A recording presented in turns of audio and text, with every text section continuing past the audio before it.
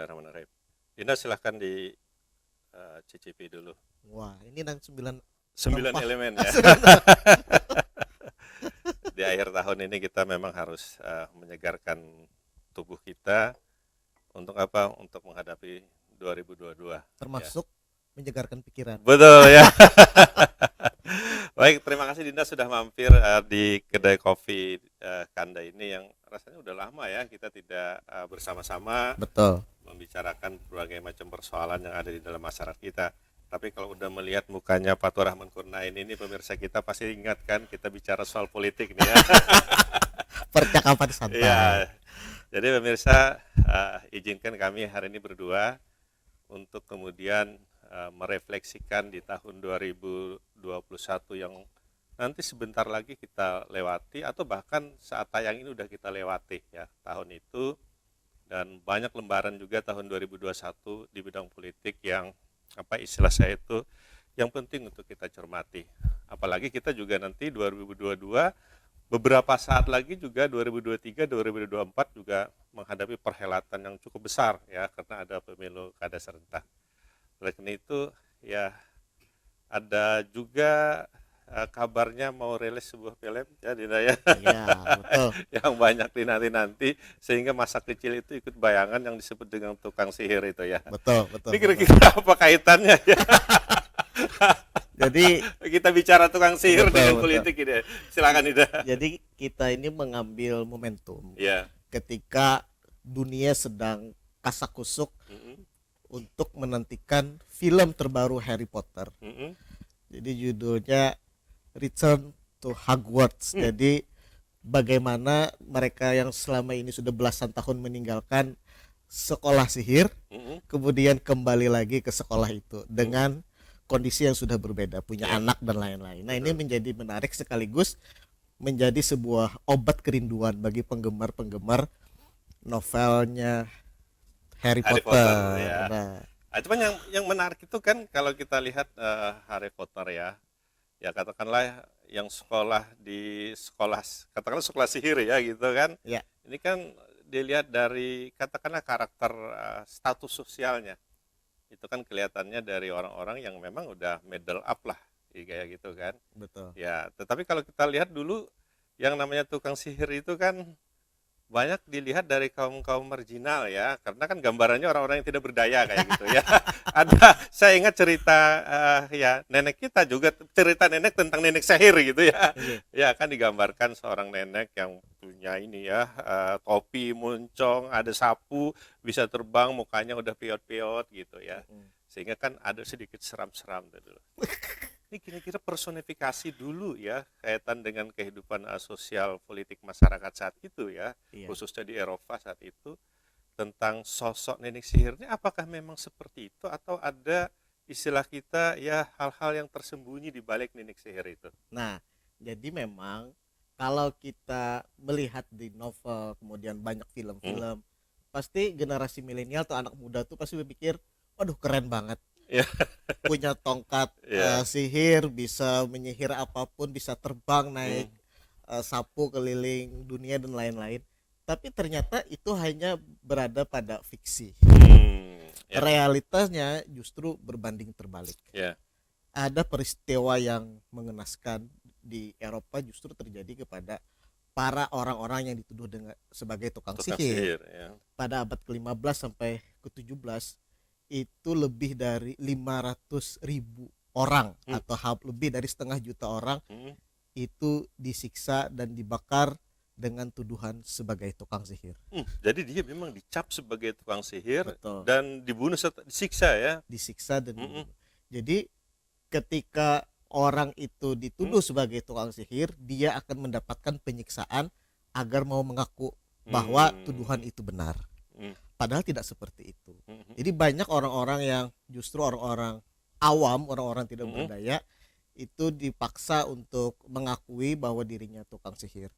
Mereka akhirnya mengakui karena tidak tahan lagi dengan siksaan-siksaan. Jadi mungkin selama ini kita bayangkan di film-filmnya G30 SPKI misalnya, mungkin lebih parah daripada itu. Jadi kita akan mengulas di dalam bahasan ini tulisan atau buku dari Marvin Harris yang Heeh. berjudul Sapi, Babi, Perang dan Tukang Sihir. Mm-mm. Jadi salah satu chapternya itu dia menjelaskan secara gamblang mengapa terjadi perburuan yang secara gila-gilaan terhadap tukang Terhadap sihir. sihir. Apa motif politik di Nah, belakangnya? Nah, itu kan berarti yang nampak di permukaan, yang katakanlah menggambarkan sosok seorang nenek sihir, tukang sihir yang jahat, ya, yang katakanlah kerjaannya itu mengerjai orang dengan tongkatnya itu segala macam dia, betul. ya. Nah, tetapi kan ternyata ini siapa yang berada di belakang, ya, pemberian label, ya kan, Betul. label dari seorang yang kita sebut dengan Tukang sihir. tukang sihir, para penyihir itu. Dan ini menarik untuk kita amati, pemirsa, kira-kira siapa ya yang Sabar dulu. minum dulu Dinda ya. Boleh, terima Kita kasih. lanjutkan setelah yang satu ini.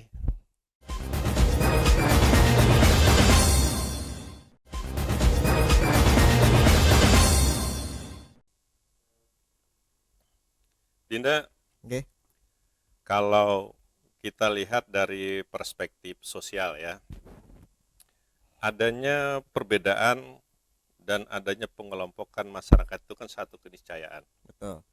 Ya, artinya dalam tataran masyarakat manapun, ya, dalam tanda petik kategori apapun, Mhm. apakah orang bicara dalam tataran masyarakat tradisional, apakah orang bicara dalam tataran masyarakat modern, manusia itu kemudian bisa berkelompok-berkelompok, Betul. berstrata sosial di sana. Betul. Karena ada penghargaan yang berbeda kepada setiap orang pada setiap aktivitas dan status sosial seseorang. Mhm. Nah, secara umum kan kita melihat bahwa perbedaan itu menimbulkan stratifikasi. Oke. Ya, katakanlah dulu waktu kuliah tuh kita dikasih contoh piramida kan. Betul. Ada kelompok yang di bawah lower class, yang di tengahnya middle class sama high class-nya. Betul.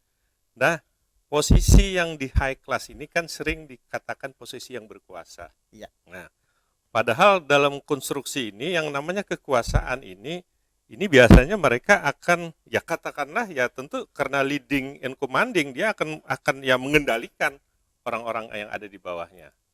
Kalau kita belajar dari cerita nenek sihir tadi, kalau kita bicara tentang aktor penglabelan nenek sihir ini kira-kira berada di kelompok mana ini? Oke. Jadi kita lanjutkan ya cerita dari Ya. Marvin Harris tadi. Memang ternyata orang-orang yang menuduh terhadap orang-orang yang lemah tadi, kelompok yang menuduh terhadap orang lemah secara serampangan tadi justru Mm-mm. memang berasal dari kelompok bangsawan Hmm, dan juga berasal dari kelompok gereja. ya. Nah, pada zaman itu, kenapa mereka menuduh? Ternyata memang ada motif tersembunyi di belakang itu. Di Eropa pada abad 15 sampai 17 itu terjadi banyak krisis. Penyakit, kemudian juga gagal panen, kemudian juga tanah yang banyak dikuasai oleh tua tanah, kemudian juga pajak yang tinggi ditarik oleh kelompok bangsawan dan negara. Itu akhirnya membuat masyarakat kelas bawah tadi itu merasa frustasi dan ingin melakukan perlawanan bahkan pemberontakan. Sehingga kelompok-kelompok penguasa tadi berpikir bagaimana caranya untuk meredam aksi konfrontasi itu. Bagaimana agar kekuasaan mereka tidak diganggu, bagaimana orang-orang miskin agar tidak meminta jatah tanah, pembagian tanah yang lebih merata kepada seluruh masyarakat. Lalu dibuatlah sebuah skenario yang sedemikian rupa. Dicarilah kambing hitam yang disebut sebagai tukang sihir. Jadi kalau gitu tukang sihir jadi kambing hitam ya kayak Kambing gitu ya. Kok orang hebat sihir kok dijadikan kambing hitam? Terus tidak. Jadi memang orang-orang yang dituduh sebagai tukang sihir ini justru berasal dari kelompok perempuan tua di kampung, kemudian bidan, orang-orang yang lemah. Ya, dan ya kayak marginal ya itu Kelompok ya. marginal. Ya, orang tua kalau di kita udah umur 70-80 tahun sesungguhnya lemah ya secara fisik. Betul. Ya. Tapi itu dituduh mereka yang Dituduh. menjadi tukang sihir. Justru karena lemah mereka tidak berdaya untuk melakukan perlawanan. Beda dengan pengacara, mungkin dibawanya habis ke sidang tuh Bang ya kalau. Tapi kalau orang-orang yang lemah secara sosial, ekonomi, politik, pendidikan lemah, akhirnya kada berdaya. Hati-hati juga jadi orang lemah dimanfaatkan. Nah, ini justru jadi refleksi kita di akhir tahun untuk melihat bagaimana kenyataan sosial kita di masyarakat. Ternyata kelompok elit dan kelompok massa, istilahnya lawannya yang kelompok banyak tadi dari Iya. kelompok bawah tadi, merupakan sebuah keniscayaan dalam kehidupan. Hmm. Mulai zaman klasik sampai zaman kontemporer seperti sekarang Sekarang ini, ya. tidak bisa dinafikan selalu ada kelompok elit dan kelompok massa. Nah, sekarang kita harus sadar kita berada di bagian mana. Kalau kelompok elit, bersyukur. Kalau kelompok massa, seharusnya pun bersyukur. Tapi ada caranya bagaimana agar kita tidak menjadi korban dari permainan kelompok elit. Ya kan, elit ini kan kelompok yang berkuasa ya, katakanlah. Betul, betul. Kan berkuasa ini bisa memang jabatan politik ya, Betul. atau katakanlah harta kekayaan di Betul. sana ya yang mengendalikan. Nah, sementara memang yang di bawah ini ya resourcesnya terbatas lah di mereka kan. Betul. Akses untuk pun nanti menaik middle, dan ini juga tergantung sistem demokrasi yang nanti dikembangkan dalam satu negara ya untuk itu. Karena ada juga sih kalau kita bicara nanti dalam perspektif konflik ya, ya memang pada saat orang berkuasa itu kan ya enak ya, berkuasa itu pasti gitu, orang-orang politik mengatakan gambaran orang berkuasa itu enak karena itu dia cenderung mempertahankan kekuasaannya. Betul. Nah, yang jadi isu di kita kan bagaimana orang itu kemudian berusaha mempertahankan kekuasaannya, tentu dengan cara-cara tertentu. Betul. Nah, ada cara yang memang istilah kita dulu kan berbuat baik kepada masyarakat supaya Betul. dicintai masyarakat. Betul. Ada orang yang menggunakan katakanlah isu-isu yang seram-seram agar ditakuti. Betul. Ya, di dalam konteks yang seperti itu. Nah, oleh itu sebenarnya dalam konteks yang Ninik Sihir ini kan, ini ikon yang dimunculkan oleh kelompok elit ini kok tadi dicurigai sebagai bagian dalam konteks untuk mempertahankan kekuasaannya. Betul. Ini rasionalitasnya di mana nih? Nah, Beda ya. Jadi memang tadi pertama kita harus sedikit lagi mendefinisikan soal elit. Elit itu kan betul seperti apa yang disampaikan, adalah kelompok kecil orang-orang yang memiliki sumber daya atau superioritas dibanding masyarakat rata-rata. Jadi dengan kemampuannya itu mereka mampu mempengaruhi jalannya kehidupan masyarakat secara luas. Di kita bidang misalnya bidang politik itu ada elit politik, bidang ekonomi pun ada elit ekonomi, bidang agama pun ada, bidang agama, pendidikan ya, ada, bidang lawyer pun katakanlah Hotman Paris itu adalah elit di bidang hukum misalnya. Dengan kemampuannya yang luar biasa di atas rata-rata, dia mampu mempengaruhi kehidupan. Nah, ketika ada terjadinya mulai masyarakat kelas bawah tadi sudah gelisah ingin membagi soal tanah yang lebih adil, pajak yang terus mencekik mereka, lalu kelompok elit tadi mencari sebuah skenario baru untuk memecah konsentrasi massa tadi yang ingin memberontak melakukan perlawanan. Sehingga ketika ada orang dituduh misalnya tukang sihir sebagai penyebab sapi-sapi petani mati, kemudian terjadi kelaparan, wabah lepra, kemudian gagal panen, kemudian ada anak cacat dan lain-lain, lalu kelompok massa tadi akhirnya saling mencurigai satu sama lain. Jadi ketika yang satu dituduh, maka dia harus mengucapkan siapa orang lain lagi yang dia ketahui sebagai tukang sihir. Jadi sambung menyambung dan tidak akan pernah selesai. Itu berarti pengalihan isu ya. Pengalihan isu. Ya, tapi seperti ini ya, Dinda ya. Kalau begitu sebenarnya pada saat dia mempunyai posisi kekuasaan, dia terus ingin tetap di atas. Ada gerakan di bawah, ya kan? Untuk kemudian ya katakanlah merasa injustice atau ketidakadilan lah di dalam konteks kehidupan. Ya istilah kita tuh secara sosial kan ada strain, ada ketegangan kan di sana. Ketegangan masih sudah muak dengan kondisi-kondisi yang ada itu. Ya, tetapi bagaimana meredam itu? Mau muncullah sosok Ninik Sihir. Ya salah satunya lah barangkali ya sebagai kambing hitamnya dalam konteks yang seperti itu. Nah, yang menarik di kita itu sebenarnya ya, apakah dalam satu sistem sosial kita ya kaitan dengan dunia politik, kalau kita bicara dalam perspektif konflik ya, satu-satunya carakah untuk mempertahankan kekuasaan pada saat lalu kemudian kita menciptakan figur-figur untuk mereka asik di sana sehingga melupakan ya katakan hak-haknya sebagai masyarakat atau sebagai rakyat. Tapi sebentar nanti kita jawab setelah yang satu ini. Pemirsa jangan kemana-mana, kita minum kopi dulu sebentar ya.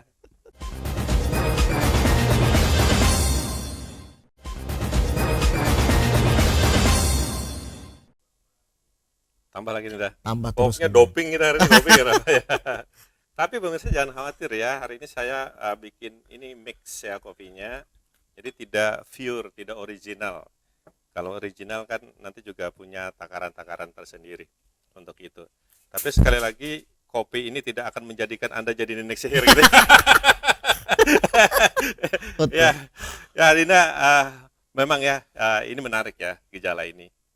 Sekali lagi, kalau kita bicara dalam perspektif konflik ya, kan pada saat seseorang atau kelompok lah katakanlah ya, yang mempunyai positioning itu di high class, punya kekuasaan di sana dia, lalu kemudian dia tetap ingin bertahan di situ. Betul. Oleh karena itu dia juga bahkan dalam studi hukum itu dia juga memaksakan nilai-nilai yang ada pada dia untuk diterapkan Betul. di masyarakat itu. Nah, dan yang payah lagi ya, segala resources termasuk economic resources semuanya lah, resources ekonomi banyak. Itu kalau bisa di-close oleh mereka, tidak boleh kelompok ini naik ke atas. Betul. Ya, oleh dalam konteks yang seperti itu. Oleh karena itu apa yang dilakukan oleh mereka dalam perspektif konflik adalah bagaimana cara tetap mempertahankan posisinya sebagai penguasa dan lalu kemudian meredam supaya jangan sampai yang di bawah ini kemudian melakukan pemberontakan-pemberontakan yang nanti justru akan mengganggu ya katakanlah kelompok mereka yang ada di atas itu. Nah, dalam perspektif yang seperti ini, seperti dalam cerita Nenek Sihir yang kita sampaikan tadi ya, yang Dinda sampaikan tadi, itu kan sebenarnya meredam gejolak yang sudah mulai ada ketidakadilan. Betul. Ya di dalam masyarakat kita dalam konteks yang seperti itu. Tapi yang persoalan di kita itu Dinda sekarang yang muncul adalah dalam konsep katakanlah masyarakat kita.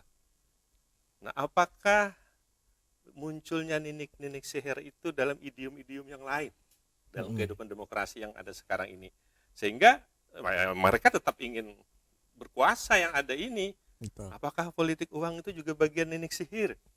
Ya kan, yang mulai dimunculkan untuk tetap yuk dibawa aja memilih ya, kami yang atur dia kami yang berkuasa gitu. Iya. Ya, ini seperti apa ini Dinda ya? Sebenarnya tadi seperti yang disampaikan oleh Kanda soal politik uang dan juga permainan untuk kambing hitam ke tukang sihir tidak jauh berbeda. Permainan elit dari beberapa abad yang lalu sampai sekarang pun tidak jauh berbeda.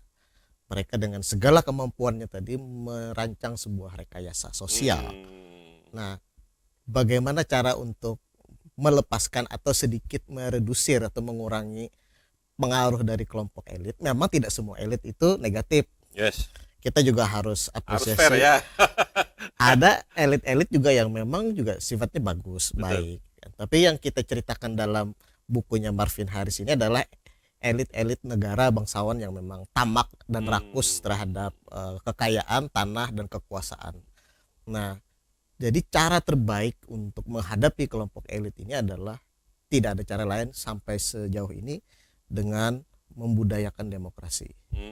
Sebentar Dinda, pemirsa harus dicatat ya, elit yang tamak, rakus, bagi Anda yang tidak tamak, tidak rakus tidak perlu tersinggung ya.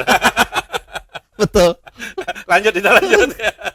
Jadi demokrasi ini menginginkan terjadinya distribusi kekuasaan secara merata. Setiap orang memiliki kekuasaan dan setiap orang memiliki peran untuk mengontrol jalannya kehidupan bersama.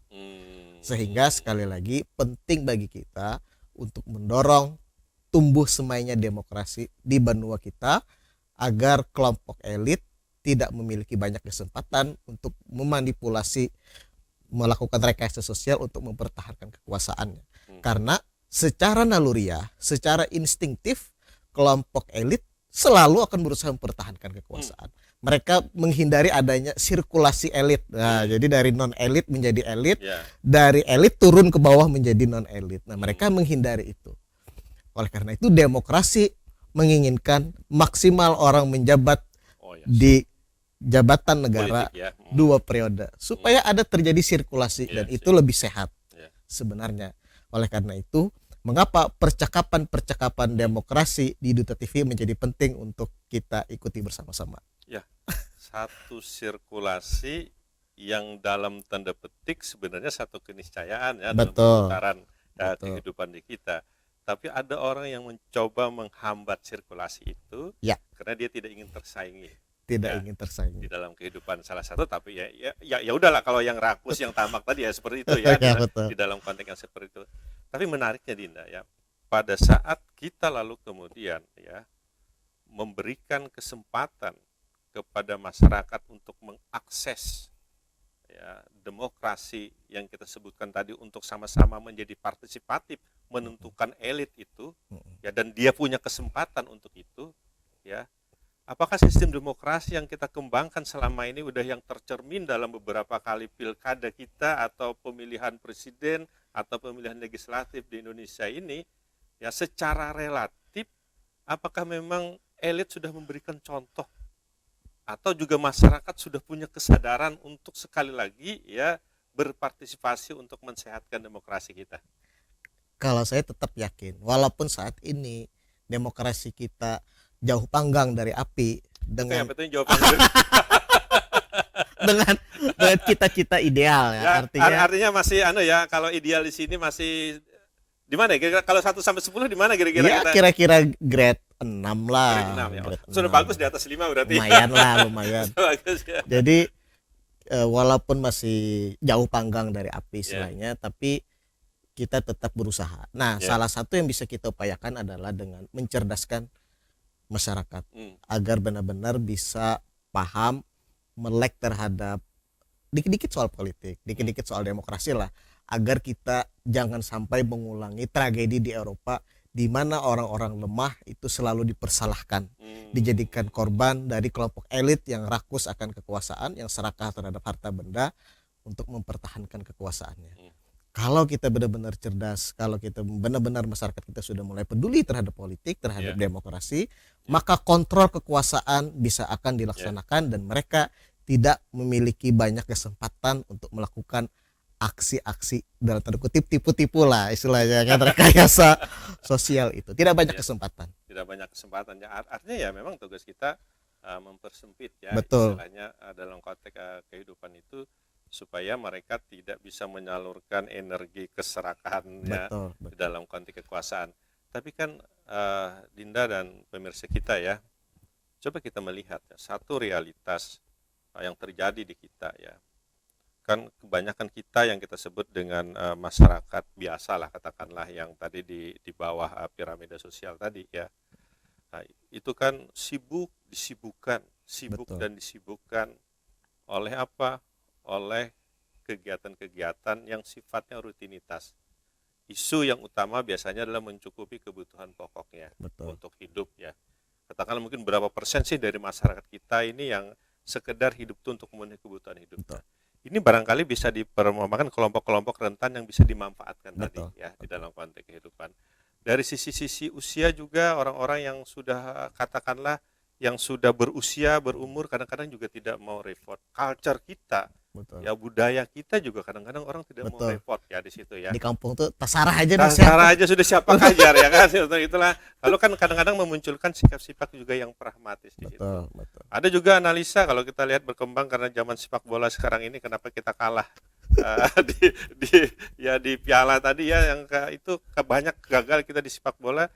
Karena memang orang kita itu terlalu baik hati gitu ya, dalam tanda petik ya, terlalu baik hati, tidak mau fight ya, padahal sepak bola itu perang. Ini tidak ingin mengadiumkan bahwa politik itu perang ya dalam konteks ya, karena akan berdarah-darah dalam konteks yang seperti itu.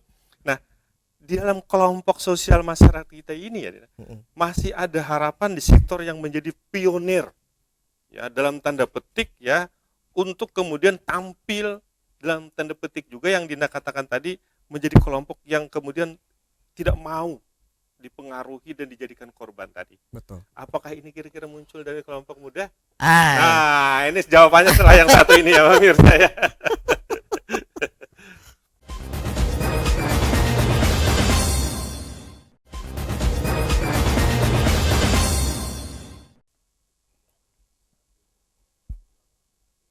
Minum dulu, Dinda. Sebelum kita teruskan perbincangan kita. Kalau istilah Anda sendirian itu katanya bawa pandiran ya. Tapi kalau dengan Dinda ini kan anak muda, ini perbincangan. Perbincangan. Ya. Memperbincangkan mengenai nenek sihir, memperbincangkan tentang perilaku elit, ya. Memperbincangkan tentang bagaimana kondisi masyarakat kita secara keseluruhan. Terkadang kalau orang-orang yang seperti Kandani ya bisa juga ikut prihatin lah kondisinya. Demokrasi yang kita bangun terkadang bisa diterobos oleh hanya 200-300 ribu rupiah. Betul. Ya. Dan mereka-mereka yang punya kekuasaan modal, akses ke politik itu besar. Ya. Sementara orang-orang yang potensial tidak mempunyai akses ke politik karena tidak punya modal, itu juga terkadang hanya diam saja untuk itu.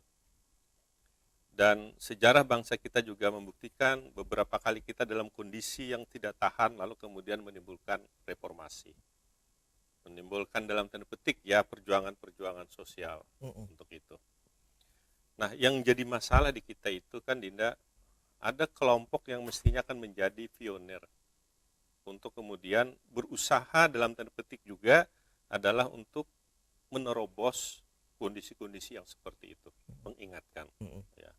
Dan ini biasanya tampil anak-anak muda di situ. Betul. Ya. Kenapa anak-anak muda tuh harus tampil? Ini yang pertanyaan pertama ini ya. Kalau orang-orang yang seperti kalian ini ya sudah banyak berurut dadanya. Membawa minyak angin ke sana kemari. Baik, jadi kita kaitkan dengan fakta yang akan kita hadapi di tahun 2024 adalah lebih dari 50% itu pemilih adalah berasal dari kelompok muda. 50%. Lebih dari 50%. Lebih 50%. Itu yang kita sebut milenial ya selama ini. Milenial dan kelompok pemilih pemula atau pemilih muda. Jadi sudah campur. Voting sweep istilah kita tuh sweating voter Swing voter ya. Swing voter ya. Masa mengambang. Jadi memang kalau kita amati mengapa saat ini generasi muda seharusnya bisa lebih melek terhadap politik, terhadap demokrasi dan berani tampil, karena selain kita memiliki jumlah yang paling besar dan itu sebenarnya menjadi salah satu modal dalam demokrasi yang bagus, karena juga generasi muda ini adalah paling terdampak dan merasakan imbas dari apa yang dilakukan oleh pemimpin kita hari ini. Katakanlah kita ini masih punya umur 45 50 tahun yang akan datang misalnya. Berarti kan kita yang paling lama nih mengalami apa yang sudah dilakukan oleh pemimpin-pemimpin kita hari ini. Betul. Jadi kalau bagus kita bersyukur, tapi kalau justru malah buruk kita akan banyak menanggung. Nah, ini menjadi malapetaka besar kalau memang kita tidak bisa memanfaatkan peluang. Kemudian sudah menjadi tradisi biasanya kelompok muda ini kan kelompok-kelompok yang anti kemapanan, dalam arti dia ingin berontak, mencari jati diri, betul. Dan ingin selalu ada pembaharuan dengan energi yang begitu besar. Oleh karena itu, kalau energi ini bisa kita arahkan menjadi energi yang positif dalam membangun demokrasi, betapa bahagianya kami orang-orang intelektual ilmu politik ini melihat bangsa kita menjadi lebih bagus. Nah, kalau kita bicara ya tadi mungkin kita mengamini ya Dinda ya, memang harus dari kelompok muda lah yang muncul untuk itu. Tapi persoalan yang muncul itu kalau menurut pengamatan kita ya, apakah memang kemunculan anak muda itu diberikan karpet merah enggak ya oleh elit politik kita yang relatif tua ya sekarang ini? Betul. Atau justru mereka ya tetap kalau bisa jangan muncul ya anak-anak muda ini untuk itu ya. Nah, oleh itu yang menjadi persoalan kita secara political will juga, baik itu dalam partai politik kita ataupun katakanlah kekuasaan politik kita yang sekarang ini ada, menurut pengamatan Dina sekarang ini memberikan kesempatan enggak ya untuk kemudian berkembangnya dalam tanda petik ya kesadaran politik di kalangan anak muda kita sekarang? Tidak banyak diberikan ruang. Kenapa tidak banyak? Karena memang orang kalau sudah posisinya di top, tadi sekali lagi instingnya untuk bertahan.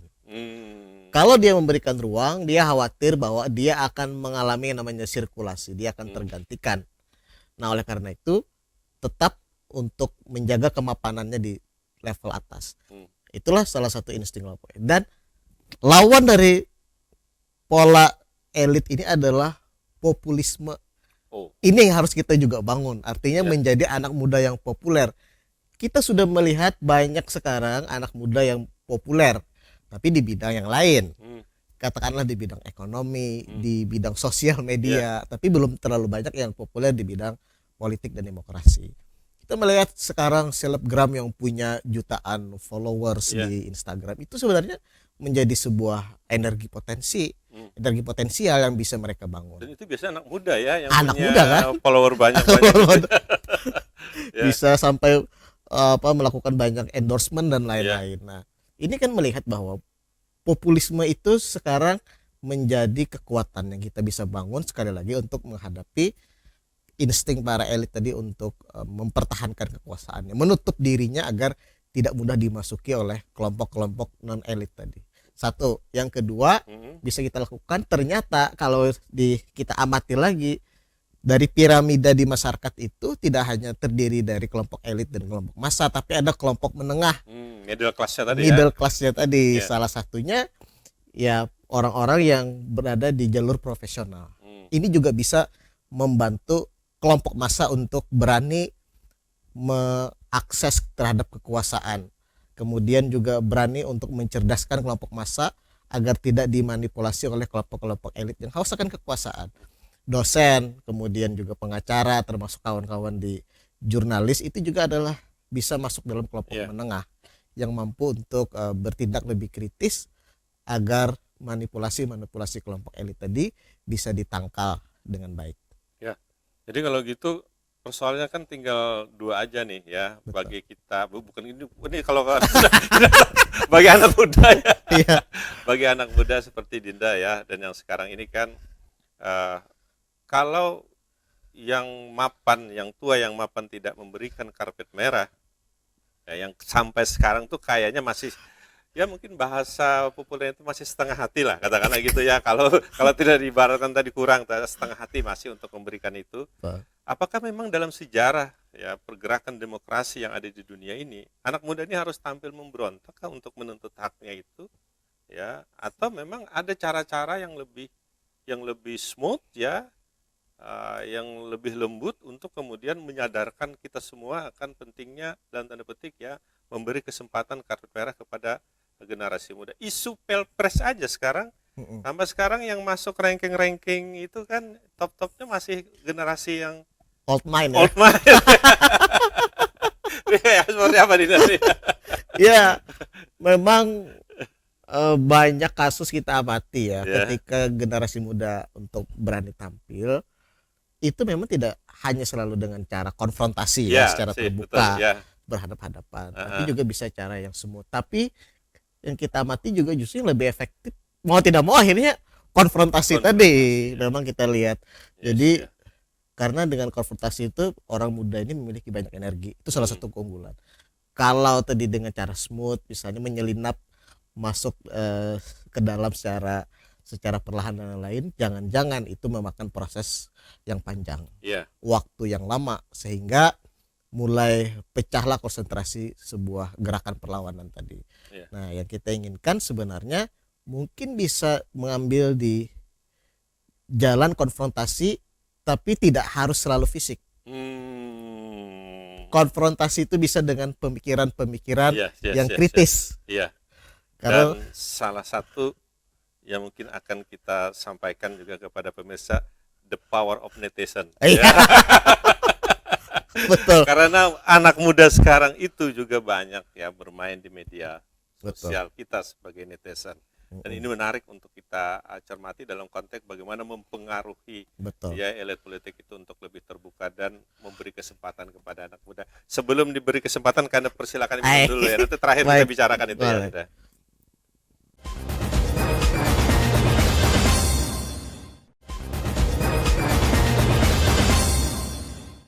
Silakan Dinda, tetes terakhir ya. Saripatinya nih. Bismillahirrahmanirrahim.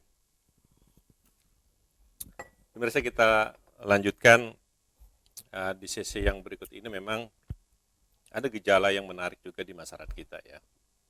Kalau kita bicara di Eropa abad-abad dulu itu, ya munculnya figur René Seher yang kemudian itu menjadi kambing hitam. Di era modern ini Harry Potter udah kali kawan bangsawan lah, katakan seperti itu. Di Jepang ada Doraemon yang bisa mengeluarkan kantong apa aja gitu ya dalam konteks itu. Sekarang juga netizen. Dari catatan Anda yang tua ini ya, Dinda ya, netizen itu banyak anak muda. Betul. Ya. Tapi terkadang juga apakah ini menjadi potensi pertanyaannya itu ya untuk kemudian bisa mengembangkan demokrasi yang sehat berusaha mempengaruhi tadi. Atau jangan-jangan ini adalah sosok nenek sihir yang baru diciptakan untuk dia membuat dia sibuk di media sosial, tapi di alam nyata kehidupan politik kita tetap dikuasai oleh elit-elit politik tertentu tadi. Betul. Ya, di dalam konteks itu. Ini seperti apa nih Dinda ya? Oke, itu sebagai perangkat untuk kita demokrasi menyuarakan pendapat segala macam sebaik. Tapi kalau di dunia nyatanya itu tetap seperti yang sekarang ini seperti apa nih Dinda ya? Ya, kalau kita amati ya di banyak bagaimana kekuatan dari netizen selama ini kan akhir-akhir ini juga menguak bagaimana boroknya oknum. Ya kan kita melihat kalau sudah netizen yang berbicara selalu tuh tertangkap oknumnya di jembatan Basit ya. dan lain-lain. Bahkan di tempat lain juga seperti itu. Jadi fenomena yang universal seperti itu. Artinya kan mereka punya banyak energi untuk mengkritisi, mencari data-data, mencari fakta-fakta. Bahkan untuk dalam tanda kutip terkadang bisa membuli akun Instagramnya yang oknum-oknum itu sebenarnya. Jadi diserang di situ walaupun memang secara langsung mereka tidak bisa melakukan apa-apa gitu kan. Tapi dengan cara itulah mereka untuk melakukan tekanan, pressure terhadap jalannya kekuasaan. Sehingga mau tidak mau pemerintah dan negara juga harus cepat merespon itu. Itu salah satu kekuatan. Nah, karena di ruang demokrasi ini memberikan distribusi kekuasaan secara merata, itu seharusnya bisa menjadi partner yang sangat klop. Orang muda dengan jumlah yang besar, kemudian demokrasi juga memberikan kekuasaan secara merata, sehingga secara teorinya, secara idealnya kelompok muda lah yang menguasai kehidupan ini sekarang. Seharusnya. Karena kita juga kan Dina pikir 50% lebih pemilih muda.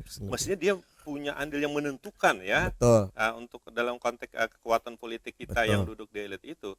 Ya. Tapi kelemahannya satu. Tadi karena mereka kurang sadar, kemudian bisa jadi juga kurang melek terhadap kehidupan politik. Bahwa secara diam-diam mereka menjadi kontrol atau menjadi bagian dari skenario besar kelompok elit. Nah, itu figur nenek sihirnya. Karena gini kan, kalau kita kaitkan tadi dengan cerita Harry Potter, yang dilawannya ini kan adalah elit dalam dunia penyihir. Namanya Tom Riddle atau yang tidak boleh disebutkan namanya, saking hebatnya kita menyebutkan namanya aja kada boleh. Saking tinggi ilmunya, saking tinggi. Tapi bagaimana cara dia untuk menaklukkan Tom Riddle itu adalah dengan membawai kekawanannya untuk melawan.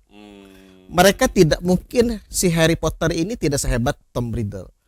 Tapi Harry Potter memiliki banyak teman-teman yang akan supportnya dari belakang, menjaganya dari belakang, sehingga dengan bersama istilahnya kan bersama kita bisa, bersatu kita teguh. Nah, mungkin itu semboyan lama yang diterapkan oleh Harry Potter. Saya pikir itu yang disebut dengan kolaborasi ya. Kolaborasi di bidang politik juga.